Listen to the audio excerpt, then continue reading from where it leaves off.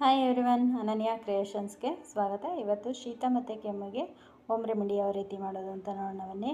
ನಾನಿಲ್ಲಿ ದೊಡ್ಡ ಪಾತ್ರೆ ತೊಗೊಂಡಿದ್ದೀನಿ, ಹಾಗೆ ತುಳಸಿ ಮತ್ತು ಇದಕ್ಕೆ ಜೇನು, ಇದು 3 ಬೇಕಾಗುತ್ತೆ. ನಾನಿಲ್ಲಿ ಮೊದಲಿಗೆ ದೊಡ್ಡ ಪಾತ್ರೆನ ಈ ಕಬ್ಬಿಣದ ತವ ಮೇಲೆ ಈ ರೀತಿ ಬಿಸಿ ಮಾಡ್ಕೋಬೇಕು.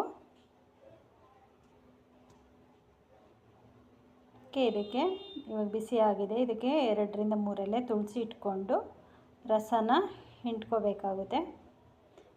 ರಸ ಚೆನ್ನಾಗಿ ರಸ ಬರುತ್ತೆ. ಇದನ್ನು ಇವಾಗ ಒಂದು ಕಡೆ ತೊಗೊತಾ ಇದ್ದೀನಿ. ಇದಕ್ಕೆ ನಾನು 1 ಟೀ ಸ್ಪೂನಷ್ಟು ಜೇನನ್ನು ಸೇರಿಸ್ತಾ ಇದ್ದೀನಿ.